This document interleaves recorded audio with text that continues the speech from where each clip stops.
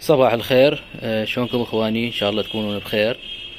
اخوان، اليوم راح اسمد نباتاتي بتسميد ورقي، رش عن طريق الاوراق، بسماد ال NPK المتعادل اللي هو العشرينات، يعني كل العناصر بي 20% متعادل. طبعا هواية اكو نوعيات بالسوق العراقي خصوصا، هواية يعني نوعيات انت لا تتقيد بنوع معين، بس المهم يكون باودر او يكون متعادل وبراحتك. يعني انت اذا تريد توجه نباتك للنمو الزهري، يعني تريد زهور، استخدم عالي الفسفور. اذا تريد تكبر الثمرة مالتك استخدم عالي البوتاسيوم. واذا تريد يعني سماد يشتغل كل الشغل، يعني يشتغل على كل اجزاء النبات، يعني استخدم المتعادل. المتعادل اللي هو يكون كل العناصر ب 20%، يعني 20% نيتروجين اللي يشتغل على الخضار، و20% فسفور يشتغل على الزهور والجذر، و20% بوتاسيوم اللي مسؤول عن تكبير حجم الثمرة أو حجم الزهرة. بالعموم هسه أنا استخدم هذه الطرمبة مال المي، اللي هي هاي تاخذ لترين تقريبا، بس أنا هسه ما مخلي بيها لتر ونص، لتر وشوية تقريبا، لأن ما أحتاج حرامات يعني ينذب باقي السماد. مقدار خاشوقة مال شاي، مثل هذه خاشوقة مال شاي ممسوحة أو شي بسيط، يعني لا تاخذ هواي، لا تكثر هواي. دائما التسميد الورقي يكون أقل الكمية مالته، التسميد الورقي الكمية مالته تكون أقل من التسميد الأرضي. يعني إذا بالأرضي خلي خاشوقة من هاي كاملة، ونسمد سقاية، يعني خاشوقة من هاي كاملة على لتر مي وتسقي بيها نباتك، كل نبات ياخذ له لتر. بس إذا رش ورقي لا، هاي كمية كلش كافية على التسميد. شوية بعد ناخذ، كلش قليل ناخذ. شوف هاي الكمية،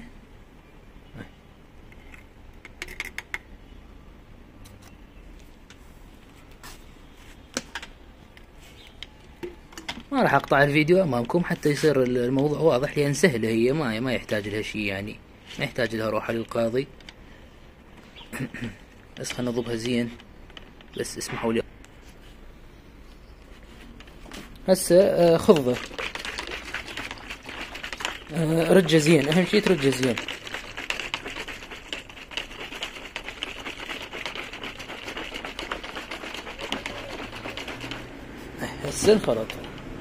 هسه انخلط بشكل كامل ممتاز، يعني تأكد منه انخلط زين. ذاب يعني كله بالمي. هذه يدوية، هذه الطرمبة. إذا عندك اكو يصير شحن تشتغل على الشحن تخلصك، يعني أحسن من هاي اليدوية. ضبها زين منها حتى يكون رذاذ قوي. طبعا التسميد الورقي يكون مجرد رذاذ، يعني لا تلح ويا النبتة، الكل تتسمد. بالعموم أنا عندي هذا ورد الجمال. طبعا أنا نباتاتي دائما أثبتهن تسميد أرضي بالعادة، اللي أعتمد عليه أكثر شي. التسميد اللي يكون على الجذور، يعني سقي. بس تعرفون هسه الجو تغير، وأغلب النباتات ما دا تنشف بساي، يعني شوفوا التربة أغلبها مبلولة، فما أقدر أسمي تسميد يعني أرضي، لأن إذا التربة ما ناشفة وأسقيها هواي راح يصير عندي فطريات وعفن جذور وغيرها، فنلجأ للتسميد الورقي. بالمناسبة طبعا التسميد الورقي لازم اكو خطوة مهمة لازم تسويها، لازم تكون التربة مالتك رطبة او مسقية، يعني لا تستخدم التسميد الورقي والتربة مالتك ما مرطوبة او ما مسقية، لازم يعني حتى ما تحترق النباتات عندك. بس نقول بسم الله ونبدي هاي التسميد الورقي. تلاحظون هذا رذاذ، رذاذ هيك على خف ايدك، واسرع واسهل من التسميد اصلا.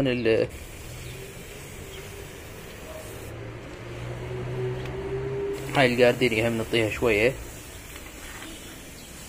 هاي الجاردينيا طبعا المسكينة هاي انكسرت، بس على العموم الله يعوض ان شاء الله تطلع من جديد، لا تخافون. يعني ما دام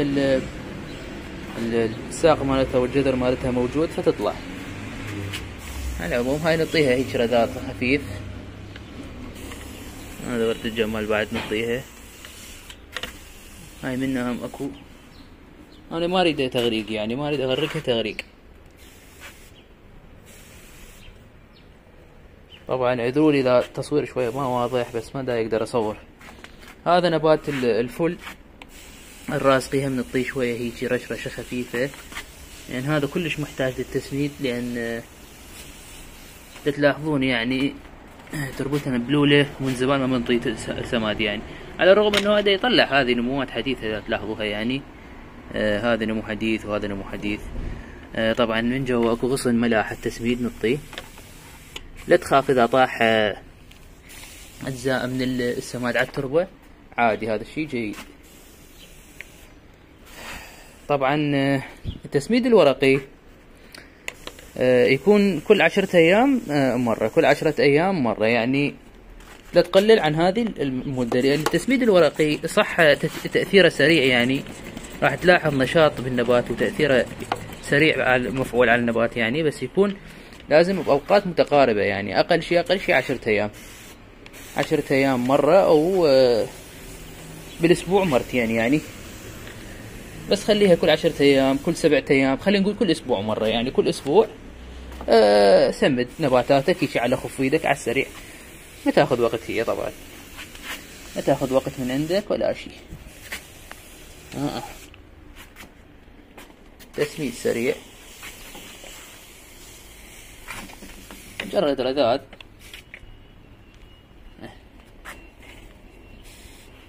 نريد تغريق احنا. هذه وردة جمال كلش تعبانة ومحتاجة حديد، بها نقص حديد واضح جدا، واضح عليها نقص الحديد. من تكون النبات عندك العروق خضرة والورقة صفرة او خضرة، خضرها فاتح، فمعناته هذا نقص حديد. لكن هسه احنا ما اقدر اعطيها حديد، الحديد لازم سقاية، من تنشف انطيها. هسه نسمدها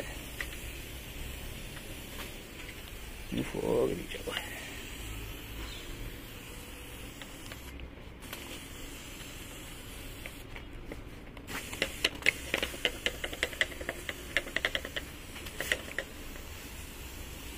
اعذروني طبعا انا ماكو واحد يصورني، ولا عندي اصلا ستاند اصور بيه. من يصير عندي فراغ ووقت اشتري ستاند والتصوير ان شاء الله يكون اوضح. فبهالحالة اعذرونا شوية، تحملوا التصوير يعني هالفترة هاي.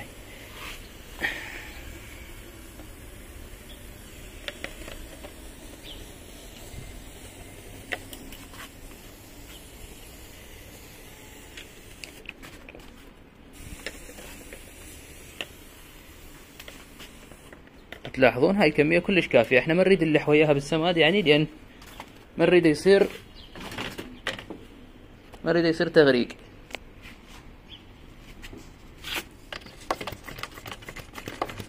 وما اريد هم المقطع يصير طويل وممل، يعني الصراحة يصير ملل اكو. خلي المقطع يصير سريع. انا سويت نموذج امامكم، يعني هاي شوكة المسيح نطيها هيك على السريع، رذاذ رذاذ. شوف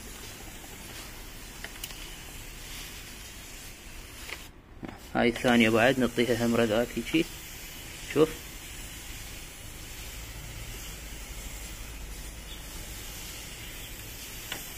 هو هذا البخاخ فيه مستويات، يعني انت خليه على الرذاذ الخفيف كلش خفيف، يعني حتى هذا الورد الجوري الايراني هم راح اعطيه سماد، هم راح اعطيه رش ورقي، بس هذا شوية هذا له شغله هواي، لان هذا هواي شتلات مزروعة بمكان واحد.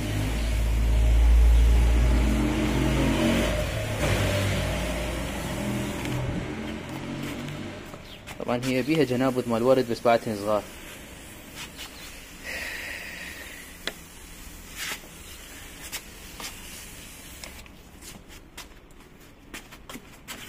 هذا تلاحظون اخذت كل كمية السماد، اكو بعد اجزاء هنا اعتقد ما لاح السماد.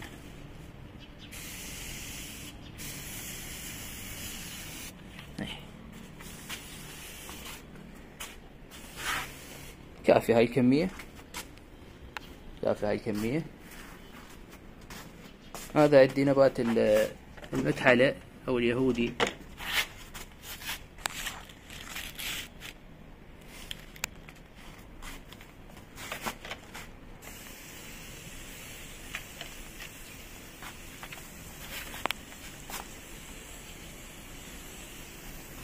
تلاحظون كمية كلش قليلة.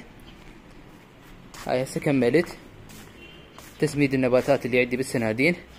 النباتات اللي عندي بالحديقة ما يحتاج طبعا اسمدها تسميد ورقي، التسميد ارضي يفي بالغرض. والحديقة تعرفون مكان مفتوح وشمس عليه مباشرة قوية، فتنشف بسرعة، يعني ان التربة تنشف بساع. ولا حاجة اسمدهن كل اسبوعين، اسمدهن مرة بالتسميد الارضي. استخدم اليوريا والداب والام بي كي المحبب اللي يكون بطيء الذوبان. لهنا انتهى المقطع. اتمنى تكونوا استفاديتوا يعني من المقطع ولو شي بسيط. اذا عجبك يعني خلي لنا هاي السوالف، اللايك والاعجاب والاشتراك في القناة، فعل جرس الاشعارات. اهم شي زر الاعجاب واللايك، يعني حتى المقطع يصعد وينتشر اكبر عدد ممكن من الناس يعني تشوف المقطع. شكرا لكم، واتمنى لكم ان شاء الله يوم سعيد، واتمنى تكونوا استمتعتوا بالمقطع وبنوع من الفائدة. مع السلامة.